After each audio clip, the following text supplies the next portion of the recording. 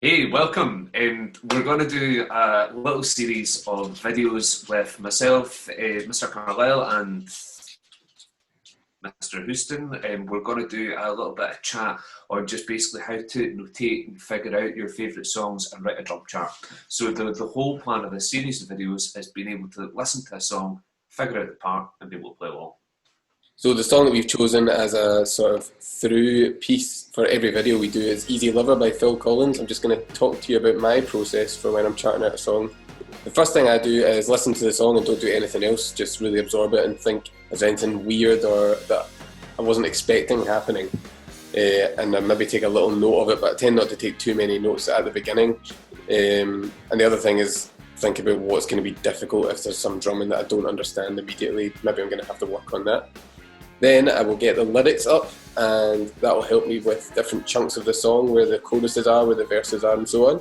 And then I'll just start to chart it out. So, listen to the song, write each section, intro, chorus, verses, whatever. And then I will either do the bar numbers at the same time as that if I'm feeling confident.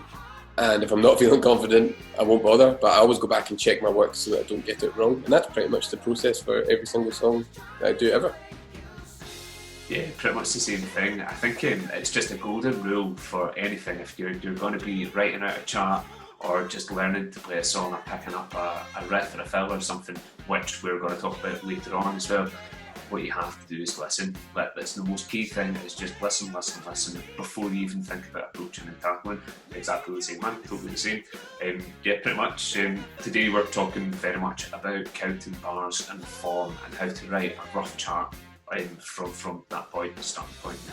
Absolutely, and the more you do, the more you notice recurring patterns. Like you'd expect bunches of 8 bars, 16 bars, a verse, a chorus, a bridge somewhere in there.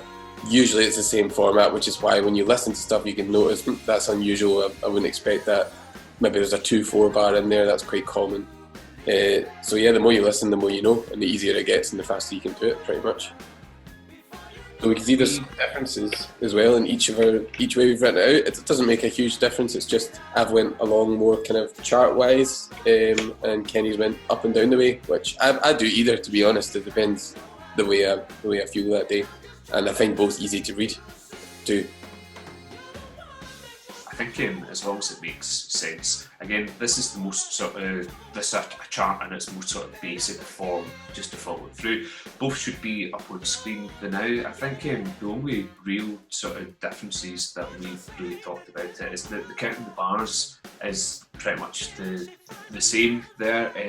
We've just decided to call each section just a different thing. I think I've gone for bridge in a few areas, and Robbie's just decided to call it pre-chorus. To me, it doesn't matter, really. Link for the song, if you want to check out Phil Collins' Easy Lover, we'll leave in the comments box below as well, so please check it out. The only, I think, observation to talk about this song that I found a little bit odd was just where the chorus starts in the whole song. So you've got like the introduction and then the guitar riff. And I think that the reason why we've put down a 15-bar chorus, which you may or may not know is quite an unusual length. Usually 8, 16, 32, 64 bars are our structures, and that's what's programmed into us most of the time as drummers, musicians, you'd like to hope.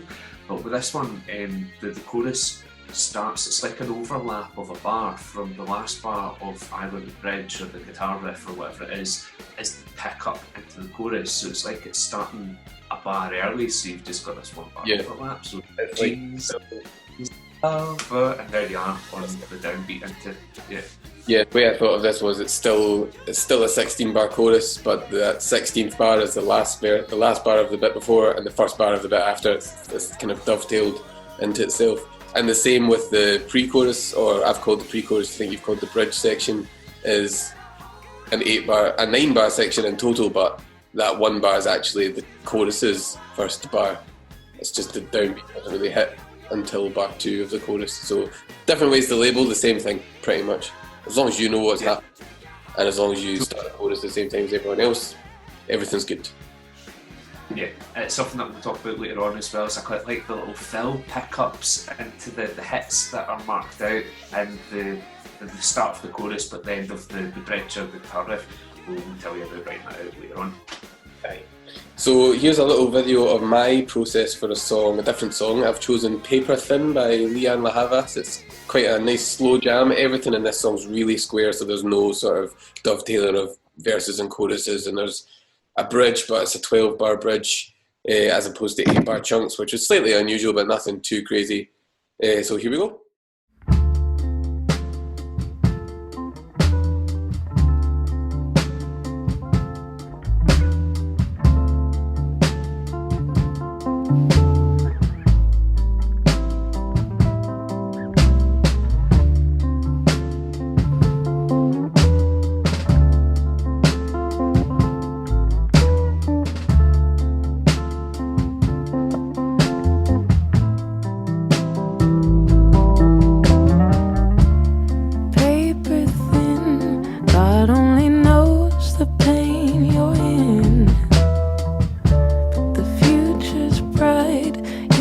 God on your side, He's listening.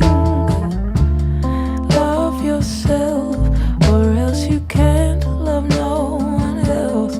I know your pain is real, but you won't let it heal. Paper thin, if you're trying to lose, you'll never win. It's your life, but you're not the only one. Your arms wide open, just give me another key. Your heart is an open door, so let me love you. I just wanna love you.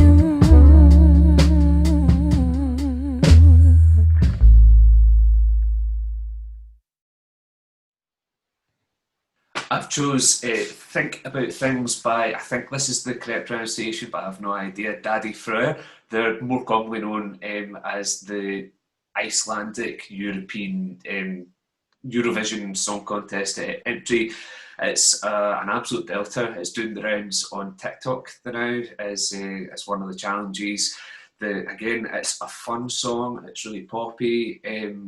Again, structure-wise, it starts off with a chorus, like a spread-out chorus that's very empty and very vague, and then 8-bar chunks. Apart from one of the choruses is 9 bars, which is a bit odd as well. The thing that I quite like about this song has helped with my process is I'm thinking each section in 8 bars, due to maybe not the lyrics like Robbie goes down the route of, but I think of I've got 8 bars from this point, and then 8 bars from when, say, the horns come in, or 8 bars from when the shaker starts. So this and that, they're my reference points, are more what's happening orchestration wise, like who's played what at what points, rather than maybe linked to the lyrics. Here's the link, check it out. Baby, I can't wait to know. Believe me, I'll always be there, so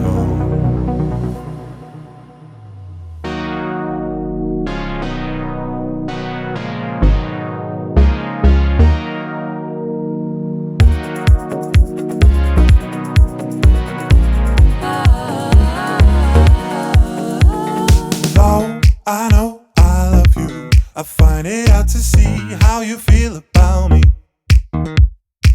'Cause I don't understand you. Oh, you are yet to learn how to speak. When we first met, I will never forget. 'Cause even though I didn't know you yet, we were bound together then and forever. Thank you very much. I hope you've got some ideas. What we'd love you to do now is to pick a song, use what we've done from this, have a look at our charts and our videos of how we've wrote out our songs, pick one and give it a go yourself. We'd love to see your own efforts as well, so please drop a picture of your songs, your form, your charts in the comments box, or send us a little link in our Glow emails or that type of thing. Thanks very much. See you next time.